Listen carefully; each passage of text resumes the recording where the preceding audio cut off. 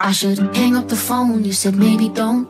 And I think I should go, you said maybe don't. Cause I run from the things that I want the most. You said I get that's what you do, but we should never speak again. 오늘의 리디오. Because I like you. And lately it's been only getting worse. So we should never speak again. 하구 여러분 안녕하세요. 오늘의 리더 이가훈입니다. 여러분 모두 개강하시고서 바쁜 하루하루를 보내고 계실 텐데요.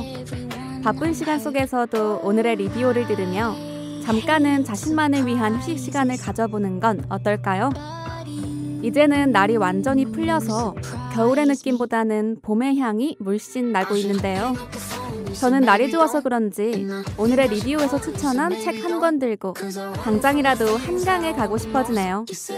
저번 주 월요일 업로드되었던 오늘의 리디오에서는 소설 달러구트 꿈 백화점과 아몬드를 소개해드렸었습니다. 오늘은 지친 일상에서도 따뜻한 위로 한마디를 전해줄 수 있는 에세이집을 가져왔어요. 김수현 작가의 나는 나로 살기로 했다와 김이나 작가의 보통의 언어들입니다. 2020년 갑작스레 등장한 코로나 바이러스로 인해 코로나 블루가 생길 만큼 그 파급 효과는 엄청났는데요. 오늘의 리디오에서 추천하는 책을 통해 일상의 긍정적인 힘을 함께 불어넣어 봅시다. 오늘의 리디오는 김진선 기자와 함께합니다. 그럼 여러분, 오늘도 같이 리디오 듣고 올까요? Baby, don't, I'm not saying I'm wrong, but you made it right. I don't know how to fall asleep unless you say goodnight. Yeah, I run from the things that I want the most. You said I get that's what you do, but baby, don't. 첫 번째 리디오 주파수는 김수현 작가의 나는 나로 살기로 했다에 맞춰볼게요. 이 책은 사회심리학을 편한 에세이로 풀어내고 싶었다는 작가의 말처럼 생각할 거리를 던져주는 그림 에세이입니다. 작가는 거칠고 냉혹한 세상에서 나를 지켜내며 타인과 함께 살아가는 법을 이야기하고 있는데요. 이 안에는 작가의 실제 이야기, 친구의 이야기, 친구의 친구 이야기, 친구의 직장 동료의 이야기, 친구의 직장 동료의 가족의 이야기, 우리 가까이에 있는 모든 평범한 사람들의 이야기가 담겨 있어서 더욱 친근하게 다가오는 책입니다. 누구도 대신해줄 수 없는 나의 삶을 더욱 풍성하게 만들기 위해서는 나 자신을 믿는 것, 남의 시선에 매몰되지 않는 용기, 즉 미움받을 용기가 많이 필요한 것 같아요. 저번 주에 소개했던 달러구트 꿈 백화점처럼 이 책 역시 지속적인 인기로 제목을 말하면 모르는 사람이 거의 없을 정도로 유명합니다. 유명한 데에는 이유가 있을 텐데요. 위 책은 우리 스스로 무언가 단단히 잘못한 사람처럼 고개 숙이고 살 필요 없다고 말해줍니다. 더 당당하게 살아가도 된다고, 잘못한 것 없다고, 고개를 들라고. 그리고 나와 타인을 위해, 더 나은 사회를 위해 자신의 몫을 다 해야 한다고 조언하는데요. 그저 따뜻하기만 한 위로의 말을 전달하기보다는 때로는 냉철하게, 때로는 한없이 따뜻하게 현실을 관통하는 듯한 이 책의 화법이 독자들을 끌어당기는 힘이 아닐까 싶어요.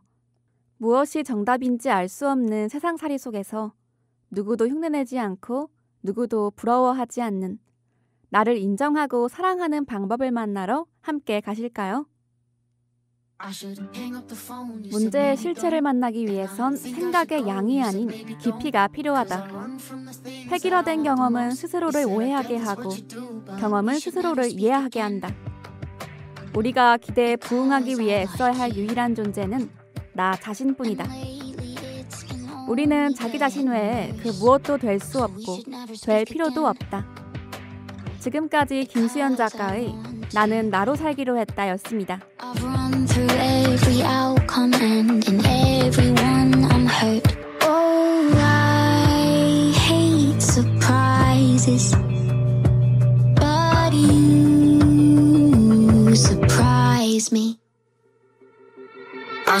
그럼 이어서 두 번째로 주파수를 함께 맞춰볼까요?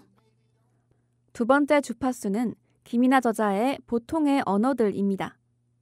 보통의 언어들은 김이나 작가가 대중과 긴밀히 소통해온 경험을 살려 삶에서 부딪히는 감정과 관계에 대한 고민을 일상의 단어 속에서 탐색한 책입니다. 출간한 지 6개월 만에 10만 부를 돌파했다고 하는데요. 여전히 베스트셀러 상위권에 올라와 있는 이 책은 김이나 작가에 대한 대중의 호감도 있겠지만 언어를 통해 자신만의 생각을 단단하게 세우고 흔들림 없는 삶의 태도를 유지하고 싶은 사람들의 욕구 때문이기도 할 텐데요. 평범한 단어들 속에 깃들인 특별한 가치를 찾고 삶의 지향점을 풀어가는 이 책은 쳇바퀴 같은 생활이 얼마나 소중한 것인지, 그 안에서 우리는 어떻게 확장된 인생의 의미를 발견할 수 있는지를 보여준다고 합니다. 소통의 도구인 언어가 가지는 힘, 그리고 그 언어에서 비롯되는 갈등과 한계에 대해서도 알아볼 수 있는 이 책은 사소한 일들에 상처받지 않고 좀 더 의연하게 나를 성장시키기 위한 통찰이 빛나는데요. 김이나 작가처럼 언어에 대한 일반적인 통념에서 벗어나 생각하다 보면 자신을 위한 삶의 방향성이 더욱 선명해질 것도 같습니다. 어떤 기준과 프레임에 갇혀 스스로를 잃어가고 있다는 생각이 든다면 나를 자꾸만 붙잡는 그 단어에 대해 한번 깊이 생각해보는 건 어떨까요? 흔들리는 순간에도 지켜야 하는 마음이 있다. 본인이 생각하기에 본인만의 언어의 색깔은 어떨지에 대해 다양하게 이야기해주세요. 그리고 여러분의 이야기를 댓글로 공유해주세요. 지금까지 김이나 작가의 보통의 언어들이었습니다. I should hang up the phone, you said maybe don't. And I think I should call, you said maybe don't. Cause I run from the things that I want the most. You said I get that's what you do, but maybe don't, I'm not. 오늘 제가 가져온 리디오 편성은 여기까지입니다. 오늘의 리디오에서는 나다운 삶과 내 삶을 사랑하는 법, 삶에서 부딪히는 감정과 관계의 고민을 일상의 단어 속에서 바라보는 책 2권을 소개해드렸습니다. 오늘 함께 이야기 나눠본 독서 모임은 어떠셨나요? 오늘의 리디오에서도 사유의 힘을 위주로 함께 소통하는 시간을 가질 수 있도록 편안하게 들을 수 있는 알찬 소식들로 찾아뵙겠습니다. 여러분, 이제 오늘의 리디오 2번째 시간을 마무리해보려고 합니다. 다음 이 시간에는 사회 이슈와 함께 연관지어 다양하고 유익한 책을 가지고 돌아올게요. 지금까지 보도의 김진선, 기술의 이현지, 저는 이가은이었습니다.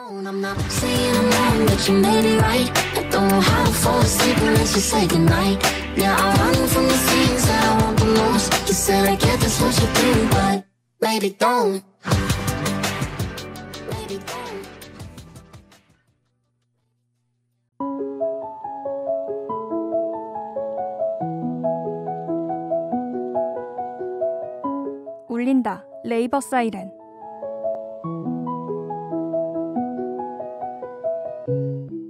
안녕하세요 하구 여러분. 이번 주도 어김없이 울린다 레이버 사이렌이 돌아왔습니다.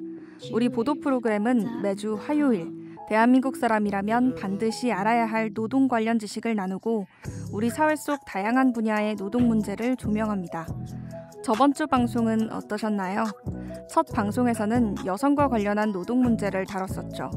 오늘은 우리 한국 사회가 직면한 초고령화 사회와 관련해서 이야기를 나눠볼 텐데요. 바로 노인 노동자들의 이야기를 들려드리려고 합니다. 2번째 사이렌이 울립니다. 결국 우리 모두 노인 노동자가 된다. 잠시 후 시작합니다.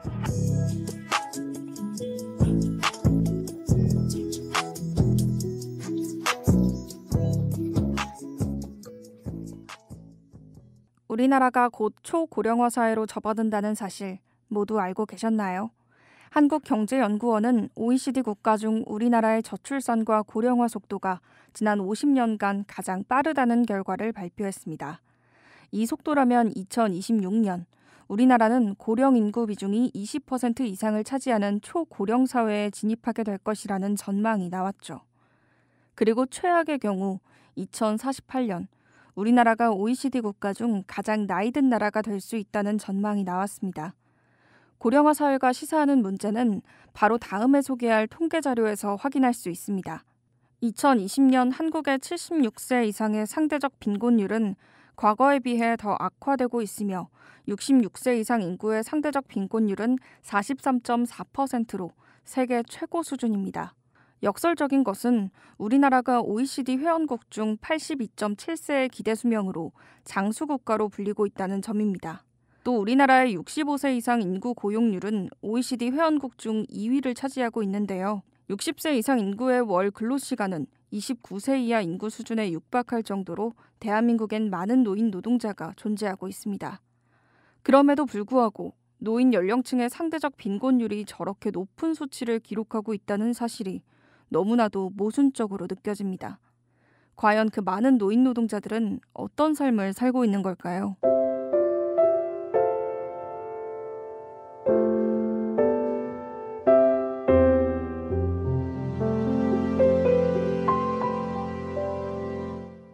나이 들면 온화한 눈빛으로 살아가고 싶었는데 백발이 되어서도 핏발선 눈으로 거친 생계를 이어가게 될 줄은 몰랐다. 문득 터미널을 둘러봤다. 구석구석을 쓸고 있는 등이 굽은 할아버지들과 늦은 오후 영화관으로 출근하는 할머니들이 눈에 들어왔다.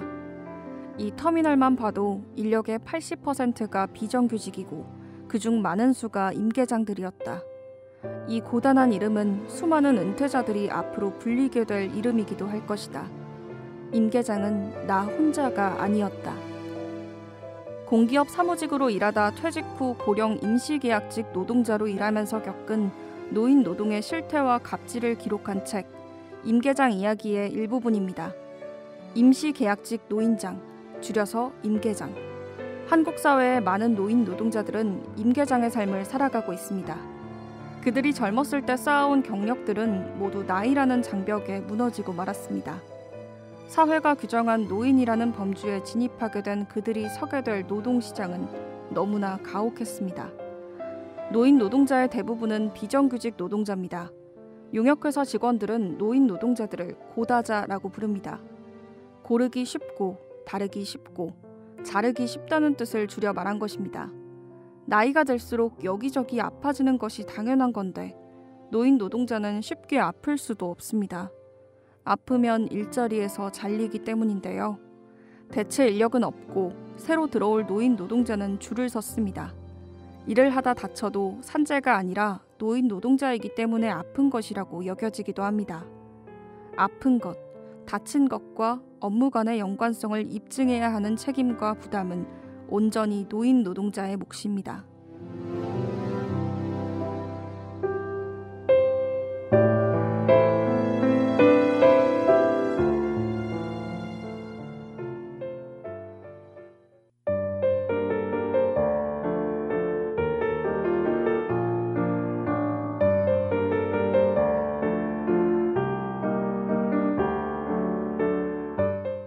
고다자 임계장이라는 단어에서 확인할 수 있듯이 노인 노동자들에게 부당해고는 밥 먹듯이 일어나는 일이기도 합니다. 지난 2월 용인 아파트 경비원 9명은 전원 해고됐습니다. 기본 업무를 제대로 하지 않아 좋은 평을 받지 못했다는 이유에서였습니다. 그러나 경비원들은 기본 업무 그 이상으로 아파트 구석구석 손길이 닿지 않는 곳이 없도록 관리했으며 주민들도 우리 경비원을 돌려달라며 서명운동을 진행했죠. 노인 노동자들이 겪는 수모는 이뿐만이 아닙니다. 복지의 사각지대에 놓여 제대로 된 권리도 보장받지 못하고 있는데 노인 노동자들을 향한 갑질과 무시는 끊임없이 문제가 제기되고 있습니다. 지난해 5월 우리 울린다 레이버 사이렌에서도 다뤘었는데요. 아파트 입주민의 갑질과 폭행으로 경비원 최모 씨가 자살하는 사건이 있었습니다. 또한 노인 노동자들을 고용하는 회사 역시 유독 노인 노동자의 요구사항에는 예민하게 반응했습니다. 추운 겨울, 밖에서 일하던 노인 노동자의 방한복 지급 요청에는 노인도 추위를 타나요? 라는 대답이 돌아왔고 노동 현장에 배기가스가 심해 마스크 지급을 요청을 하니 다 늙은 경비가 얼마나 오래 살고 싶어 저러냐? 라는 대답이 돌아왔습니다. 이런 수모를 겪고도 노인 노동자들은 참고 일합니다. 아직 살아갈 날이 지켜야 할 것이 많기 때문이죠. 한 집안의 든든한 가장이었던 그들은 세월이 흘러 어디에서도 보호받고 존중받지 못하는 임계장이 고다자가 됐습니다.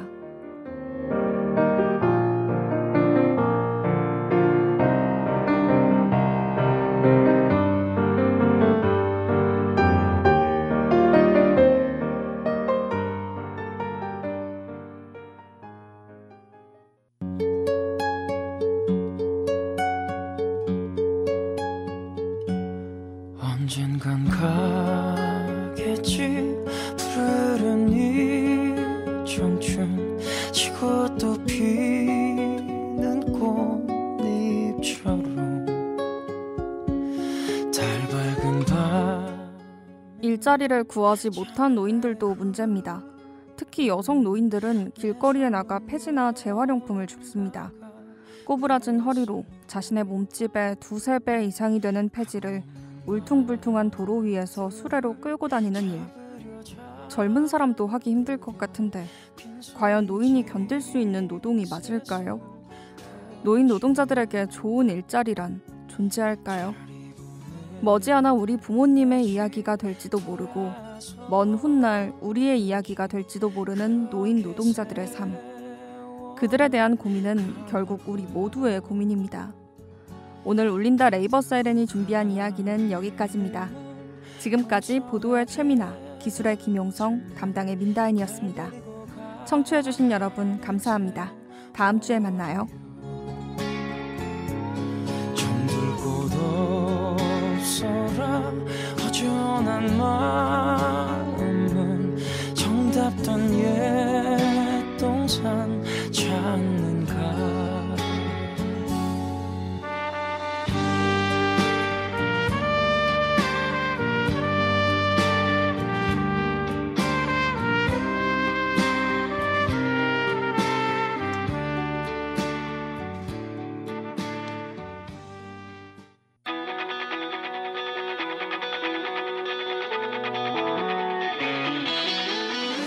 This is 스포츠.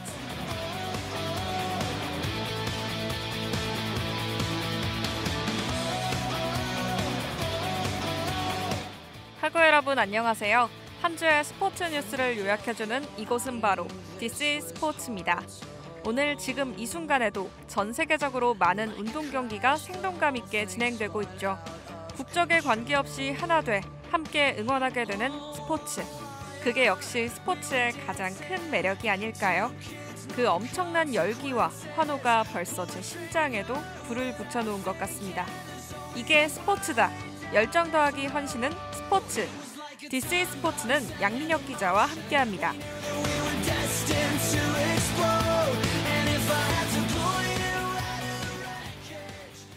한국 축구와 일본 축구의 자존심 대결이 오는 25일에 펼쳐질 예정입니다. 대한축구협회는 지난 10일, 오는 3월 25일 목요일 일본 요코하마에서 한일 국가대표팀 친선 경기를 갖기로 일본 축구협회와 합의했다고 전했습니다. 일본과의 친선 A매치가 열리는 것은 2011년 8월 일본 삿포로에서 맞붙은 경기 이후 무려 10년 만입니다. 이번 경기가 열리는 요코하마 닛산 스타디움은 2002 한일 월드컵 결승전이 열린 경기장이기도 합니다. 이곳에서 한일전은 2차례 열린 바 있습니다.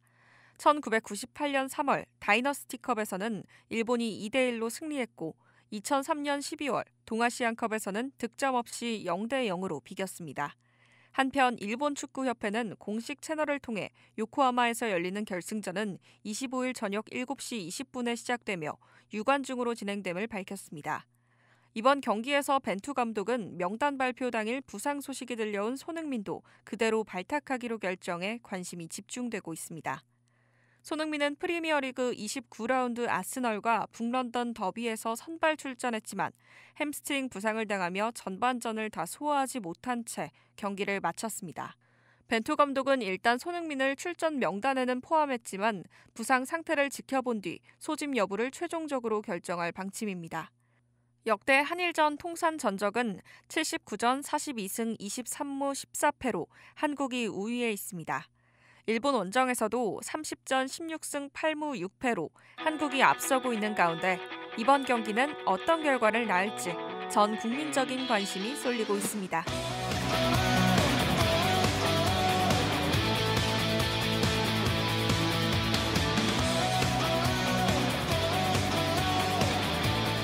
프로배구 여자부 정규리그 우승을 확정한 GS칼텍스가 리그 마지막 경기에서 주전 선수들에게 휴식을 부여하며 챔피언 결정전을 준비했습니다.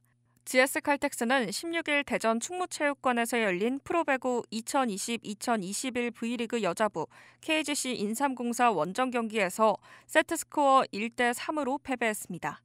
6연승에 마침표를 찍은 GS칼텍스는 20승 10패, 최종 승점 58점으로 정규리그를 마쳤습니다. 지난 13일 이미 우승을 확정한 GS칼텍스는 비주전 선수 위주로 경기를 치렀습니다. GS칼텍스는 외국인 선수 메레타러츠를 라인업에서 제외했고 주전 레프트 공격수 강소휘, 이소영과 센터 김유리의 출전 시간을 대폭 줄였습니다. KGC 인삼공사는 포스트 시즌 진출에는 실패했지만 시즌 마지막 경기를 승리로 장식했습니다. 또한 인삼공사의 발렌티나 디우프는 이날 39점을 기록하며 정규리그 최다 득점 1위를 차지하게 됐습니다. 이날 경기를 끝으로 프로배구 2020-2021 시즌 V리그 여자부 정규리그 경기는 모두 끝났습니다. 한편 이재영, 이다영 쌍둥이 자매의 학교폭력 논란 징계 등 악재를 겪은 흥국생명은 시즌 초반 기세를 이어가지 못하고 승점 56점으로 2위를 기록했습니다. 반면 올 시즌 국내로 복귀한 흥국생명의 간판 공격수 김연경은 공격 성공률 1위, 서브 1위, 오픈 공격 1위 자리에 올랐습니다.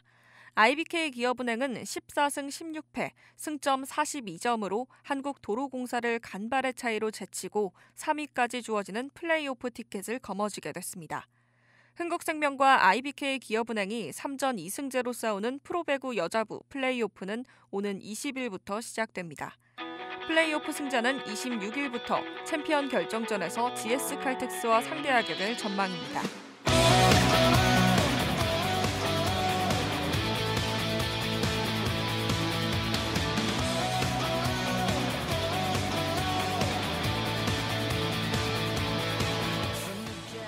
오늘 디스이즈 스포츠에서는 10년 만에 개최되는 남자축구 한일전 소식과 2020-2021 여자배구 정규리그 종료 소식에 대해 전해드렸습니다. 스포츠의 매력은 싱싱한 젊음과 그 젊음이 쏟아내는 열정에 있는 것 같습니다. 세계적인 선수들이 젊은 몸과 열정을 마음껏 과시하는 그 현장을 전달하기 위해 디스이즈 스포츠는 매주 수요일 찾아오도록 하겠습니다. 전 세계를 덮친 코로나 상황 속에서 하루살이가 힘겨울 수 있는 우리들에게 스포츠가 큰 위로가 될 수 있길 바랍니다. 지금까지 보도의 양민혁, 기술의 성예은, 저는 민다인이었습니다. 함께해 주셔서 감사합니다.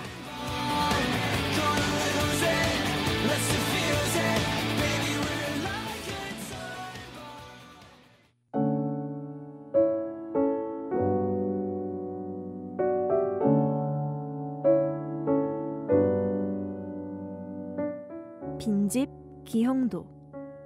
사랑을 잃고 나는 쓰네. 잘 있거라 짧았던 밤들아. 창밖을 떠돌던 겨울 안개들아. 아무것도 모르던 촛불들아 잘 있거라. 공포를 기다리던 흰 종이들아.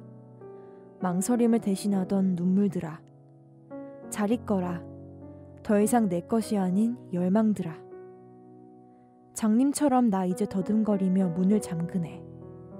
가엾은 내 사랑 빈집에 갇혔네. 한 접시의 시, 그 두 번째 만찬은 기영도 시인과 함께합니다.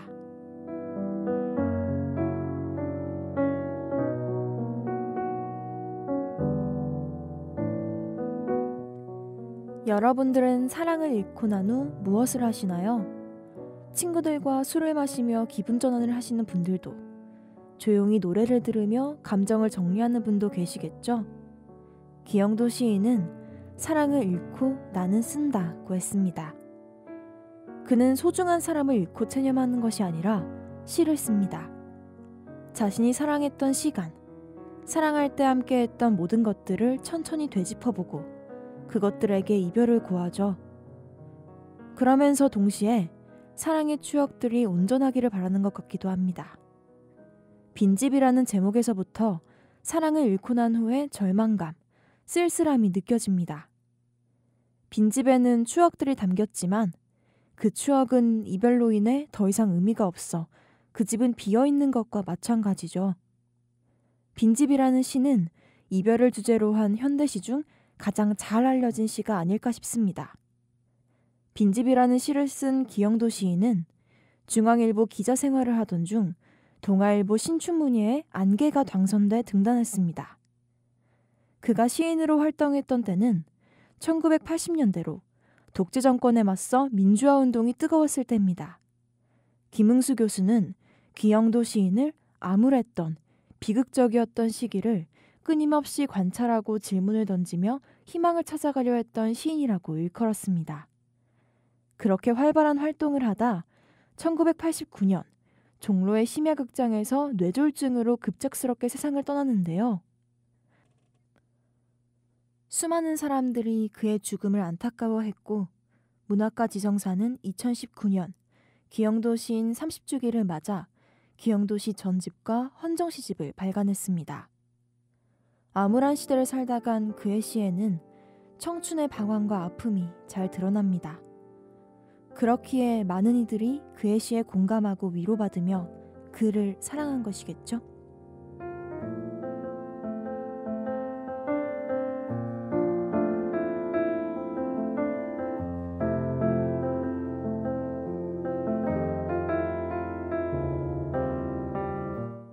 나를 한 번이라도 본 사람은 모두 나를 떠나갔다. 나의 영혼은 검은 페이지가 대부분이다. 그러니 누가 나를 펼쳐볼 것인가? 하지만 그 경우 그들은 거짓을 논할 자격이 없다. 거짓과 참됨은 모두 하나의 목적을 꿈꿔야 한다. 단 한 줄일 수도 있다. 나는 기적을 믿지 않는다. 기영도 시인의 오래된 서적이라는 시 중 제가 인상 깊게 읽었던 부분입니다. 이 시는 1인칭으로 의미나한 책에 관한 것인데요. 아주 낡고 오랜 책을 등장시켜 무력하게 소외되어가는 삶의 모습을 이야기합니다. 시를 읽다 보면 단순히 책의 이야기가 아니라 인간의 삶과 닮았다는 생각이 듭니다.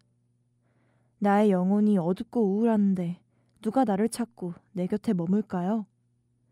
이 시에 대해 더 알아보고 싶어서 인터넷을 보던 중 한 문장을 읽게 됐습니다. 검은 밤에 펼쳐본다면 온 세상이 당신이 되겠지? 영혼이 검은 나를 품어줄 수 있는 사람, 품어도 아무렇지 않을 사람이 어딘가에 존재할 것만 같은 느낌이 들었습니다.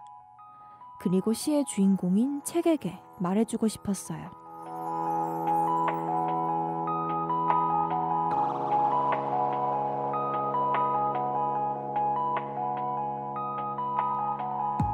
한 접시의 시, 두 번째 만찬은 한국 현대 문학사에 큰 획을 그은 기영도 시인과 함께했습니다. 청춘의 통가을의이자 상징인 기영도 시인의 시. 오늘 밤 기영도 시인의 시를 읽으며 하루를 마무리하는 건 어떠신가요? 저는 그 중에서도 질투는 나의 힘이라는 시를 추천하고 싶습니다. 오늘도 따뜻하고 포근한 저녁 만찬이 되었길 바라면서 물러가겠습니다.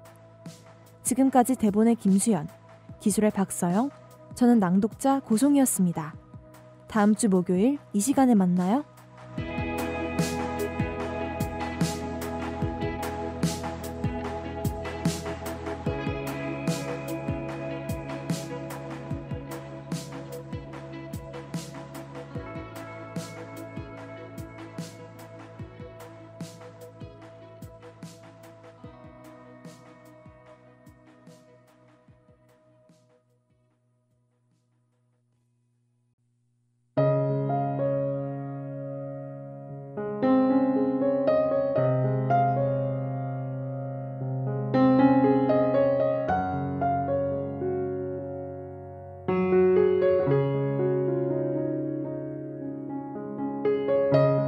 끝자락에서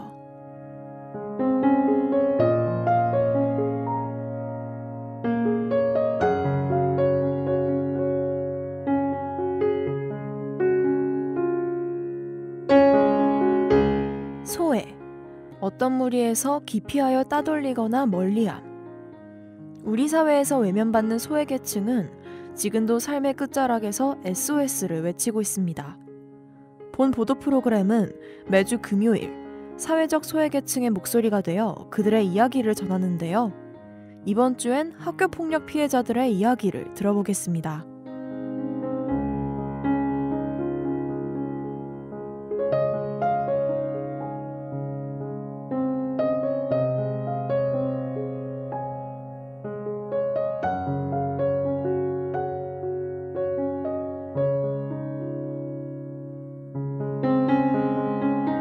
최근 온라인 포털 사이트를 뜨겁게 달군 이슈가 있죠. 바로 유명 연예인들의 학교폭력 논란입니다. 논란의 중심에 선 스타들 중 일부는 잘못을 인정했지만 일부는 논란을 반박하며 법적 대응을 하겠다고 밝혔습니다. 기사화되는 내용만으론 진실을 밝혀내기 힘들기 때문에 학교폭력 가해 유무 여부에 대해 대중들의 갑론을박이 계속되고 있는데요. 그러나 이와는 별개로 몇몇 팬들은 왜 이제 와서 과거 이야기를 끄집어내느냐, 직접 만나서 사과받았으면 된 것 아니냐, 무엇을 더 바라느냐며 가해 연예인을 옹호하는 모습을 보였습니다. 만약 이들이 피해자였다면 왜 뒤늦게 그러느냐 식의 무책임한 발언이 나올 수 있었을까요? 19살 A군은 9년간 동급생에게 상습적 따돌림과 폭행을 당해왔습니다. 계속된 정신적, 신체적 피해의 여파로 A군은 심각한 정신질환을 얻었습니다. 19의 어린 나이에 극단적 선택을 하기도 했고 칼을 들고 가족을 위협하기도 했습니다. 대학생 B양 역시 학교폭력의 트라우마에 고통받고 있습니다. 그녀는 고등학교 시절 지속적인 성희롱과 폭행을 당했지만 학교는 가해 학생을 대학에 진학시키기 위해 학생들을 억지로 화해시켰습니다. 그러나 대학 진학 후에도 가해 행위는 멈추지 않았습니다. 불안장애와 우울증에 시달리던 B양은 건강이 극도로 나빠져 암 진단을 받기까지 했습니다. 학교 폭력은 단순히 학창시절의 좋은 기억을 앗아가는 아이들 간의 싸움이 아닙니다. 그 상처는 성인이 되고 학교를 떠난 후에도 피해자의 마음속 깊숙한 곳에 자리 잡아 현재도 계속해서 그들의 일상을 갉아먹고 있습니다.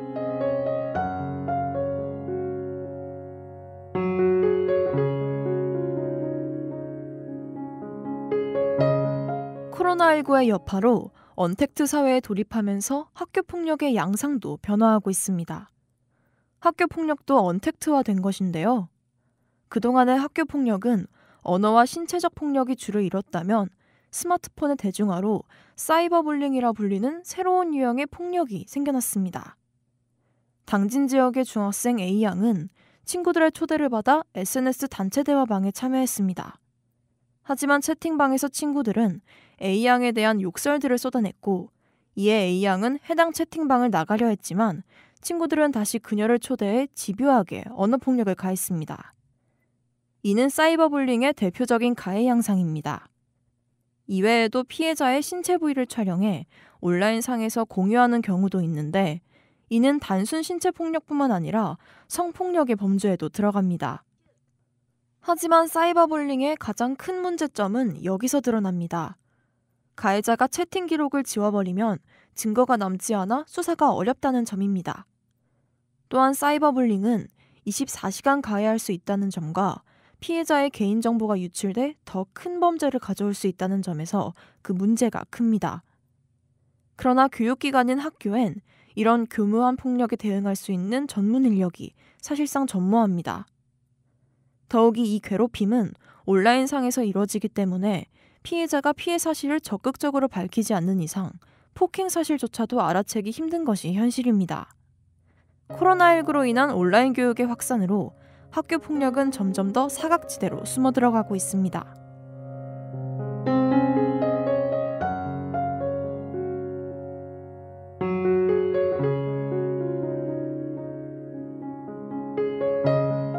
이번 주는 학교폭력 피해 청소년들의 이야기를 들어봤습니다.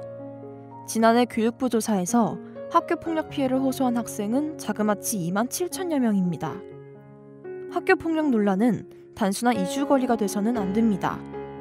비대면 시대에 더욱 교묘해진 폭력 양상에 맞춰 정부와 교육부는 새로운 대책을 마련해야 할 것입니다.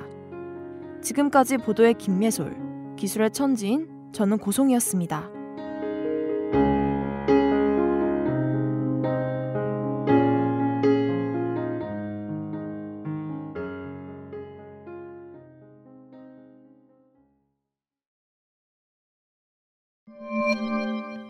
HUBS